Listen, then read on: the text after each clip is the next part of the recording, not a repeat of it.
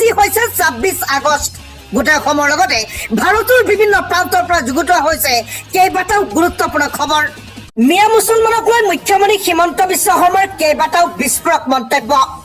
হয় এজন মুখ্যমন্ত্ৰীৰ মুখত এনেবোৰ বাক্য শুনিলে আপোনাৰ চকু কপালত উঠিব খবৰ হিমন্ত বিশ্ব শৰ্মাৰ বিৰুদ্ধে হৰপ হৈ পৰিছে সংখ্যালঘু সংগঠন মাদানিক নিচিনা মানুহে নাজানে দেশৰ ইতিহাস জমিয়ত উলেমা নাথাকিলে ভাৰত স্বাধীন নহলহেঁতেন হৰপ হৈ পৰিছে সংখ্যালঘু দল সংগঠন হিমন্ত বিশ্ব শৰ্মা আৰু বিজেপি চৰকাৰৰ বিৰুদ্ধে জমিয়ত উলেমাক আঙুলি টুৱাই নাথাকিব এয়া সহ্য কৰা নহব আমি সংখ্যালঘু সংগঠনে কষ্ট পাওঁ জমিয়ত উলেমা ই হিন্দক অপমান কৰিলে জমিয়ত উলেমা নাথাকিলে ভাৰতবৰ্ষ স্বাধীন নহলহেঁতেন মাদানিক চিনি নোপোৱা মানুহে নাজানে ভাৰতৰ ইতিহাস ইণ্ডিয়া গেটত চাই আহক আৰু জানি আহক দেশৰ ইতিহাস তেতিয়াহে গম পাব কিমানজন জমিয়ত উলেমাৰ ই হিন্দৰ সদস্য শ্বহীদ হৈছিল ভাৰত স্বাধীনতাৰ সময়ত জমিয়তক অপমান নকৰিব এইদৰে হিমন্ত বিশ্ব শৰ্মা আৰু দল সংগঠনৰ বিৰুদ্ধে হৰপ হৈ পৰিছে সংখ্যালঘু সংগঠন আৰু আনপিনে মুখ্যমন্ত্ৰী হিমন্ত বিশ্ব শৰ্মাক উভতি ধৰিছে এবিএমছু মুখ্যমন্ত্ৰী হিমন্ত বিশ্ব শৰ্মাক মুখ্যমন্ত্ৰী পদৰ পৰা পদত্যাগৰ দাবীও উত্থাপন কৰা হৈছে মাদানী কোন বুলি প্ৰশ্ন কৰা সকলে নাজানে ভাৰতৰ ইতিহাস মাদানীয়ে যি কৈছে সাংবিধানিকভাৱে কৈছে পদত্যাগ কৰিব লাগে মুখ্যমন্ত্ৰী হিমন্ত বিশ্ব শৰ্মা এবাৰ জমিয়ত উলেমা ই হিন্দক অপেন সমৰ্থন এবিএমছুৰ জমিয়ত উলেমা ই হিন্দ আৰু মাদানীক সমৰ্থন এবিএমছুৰ মাদানী কোন বুলি প্ৰশ্ন কৰা সকলে নাজানে দেশৰ ইতিহাস নজনাটো দুৰ্ভাগ্যজনক কথা বুলি মন্তব্য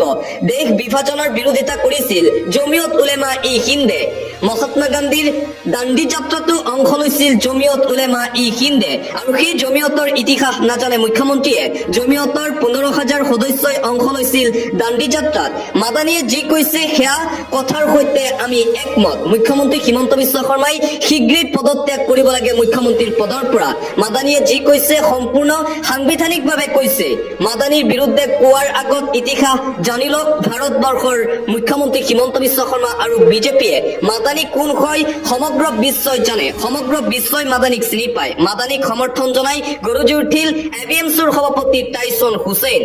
আন এটা ব্ৰেকিং নিউজ অসমৰ বাঘ আৰু সিংহম হৈছে মুখ্যমন্ত্ৰী হিমন্ত বিশ্ব শৰ্মা মুখ্যমন্ত্ৰী কোন হ'ব সেয়া ক'বলৈ মিয়া কোন মিয়াৰ দপদপনি বহুত বেছি হৈ গ'ল এয়া আৰু কোনো কাৰণতেই সহ্য কৰা নহ'ব এবাৰ হৰপ হৈ পৰিছে বৈকুণ্ঠ প্ৰিন্স অসমৰ মুখ্যমন্ত্ৰী কোন হ'ব সেয়া মিয়া ঠিক কৰিব নোৱাৰে মিয়াক জেচেবিৰে দলিয়াই পেলাই দিব লাগে অসমৰ পৰা বাহিৰ কৰি দিব লাগে মিয়াক অসমৰ বদনকেইটাক চিনাক্ত কৰিবৰ হ'ল অসম ৰক্ষাৰ বাবে বাঘ আৰু সিংহমৰ জন্ম হৈছে মুখ্যমন্ত্ৰী হৈছে বাঘ আৰু সিংহম মুখ্যমন্ত্ৰীক বাঘ আৰু সিংহম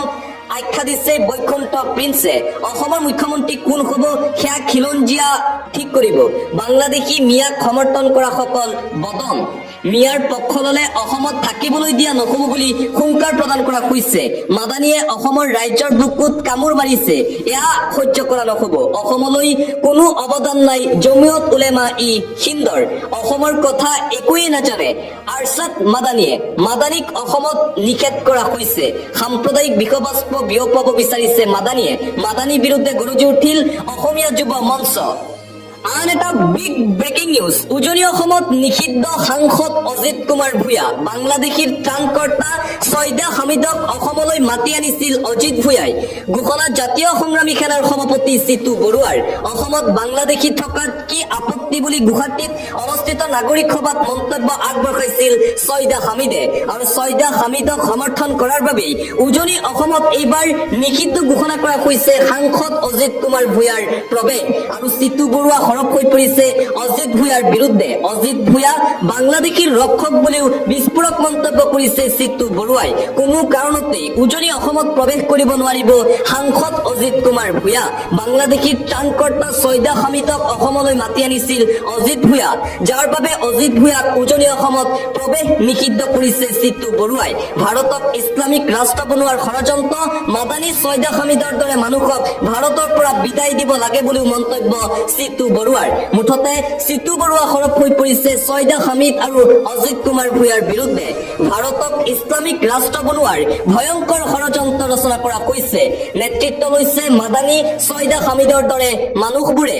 ভাৰতক ইছলামিক ৰাষ্ট্ৰ বনাবলৈ কেতিয়াও দিয়া নহ'ব বুলি হুংকাৰ প্ৰদান চিতু বৰুৱাৰ। বাংলাদেশীৰ স্থান নাই অসমত, কোনো কাৰণতে বাংলাদেশী লোক থাকিব নোৱাৰিব অসমত, এটাও বাংলাদেশীক আমি থাকিবলৈ নিদিওঁ অসমত। হৰব চিতু বৰুৱা বাংলাদেশীৰ বিৰুদ্ধে পুনৰবাৰ হুংকাৰ। একাংশই বাংলাদেশ পাকিস্তানৰ এজেণ্ট হৈ কাম কৰিছে। ছয়দা হামিদৰ মন্তব্য দেশদ্ৰোহী।